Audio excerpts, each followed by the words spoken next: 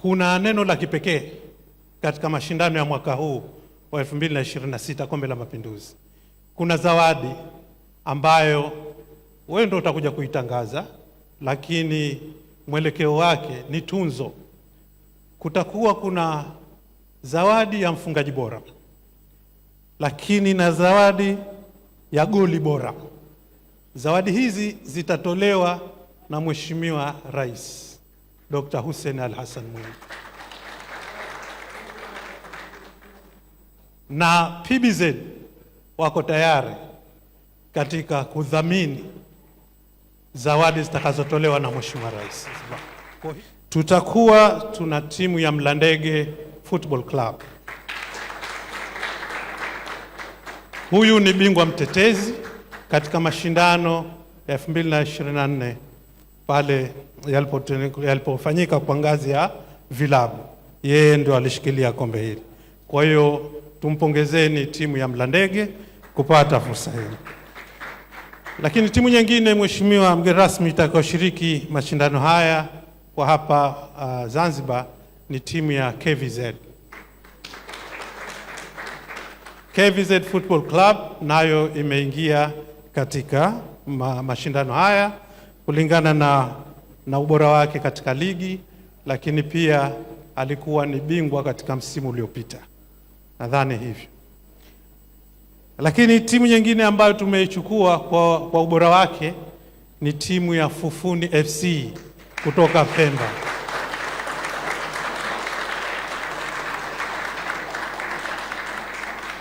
Mheshimiwa mgeni rasmi, nimeona makofi yamekuwa mengi. Najua ni sababu gani.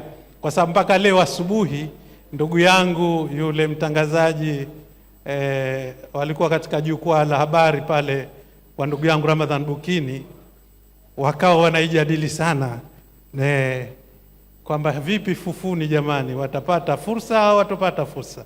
Kwa tunawajibu kwamba Fufuni wamepata fursa hii, nao wameingia. Hizi ndio timu ambazo zitakuwa kwa hapa Zanzibar. Mheshimiwa mgeni rasmi, kwa upande wa Tanzania bara maombi ni mengi kweli, na hii inaonyesha hamasa kiasi gani mashindano haya ya Mapinduzi Cup yanachukua nafasi yake. Kwanza kabisa tutakuwa na wapenzi wetu Azam FC. Azam FC hawana mjadala, na wao ni kwamba pia watatakazwa baadaye, lakini wadhamini wakuu wa mashindano haya. Na hawa Mheshimiwa mgeni rasmi pia wanarusha live ikiwemo matangazo haya ambayo tunazungumza sasa hivi. Kwa hiyo Azam, hongera sana. Lakini Mheshimiwa mgeni rasmi, Mapinduzi Cup bila ya vile vilabu ambavyo vinasubiriwa kwa hamu na hamasa kubwa, hivyo vikikosekana, basi nadhani Mheshimiwa mimi na wewe tujiandae. Lakini naona kwamba mwaka huu pia navyo vipo, na Mheshimiwa naibu wako, naibu waziri, amechukua juhudi binafsi ya kwenda kuonana nao wa vilabu hivi ambao ni Simba na Yanga FC kwa pamoja. Kwa hiyo Simba oye, wananchi hoye. Hapa tutaona mpambano si wa kawaida. Lakini Mheshimiwa mgeni rasmi, kuna maombi pia ya kipekee ambayo inabidi lazima tuyazingatie kutoka Tanzania bara ya timu ya Singida FC. Singida FC nao wanacheza nafikiri kombe la shirikisho. Sasa nao tumeona tuwazingatie kwa dhamira ile ile ya kukuza hamasa ya michezo Tanzania na kikanda pia. Timu zetu zinapokwenda katika makombe makubwa ni vyema tukawapa hizi mnaita wenyewe tournament za ndani, kuwajengea uwezo kuweza kushiriki vizuri na kutuwakilisha vizuri huko nje.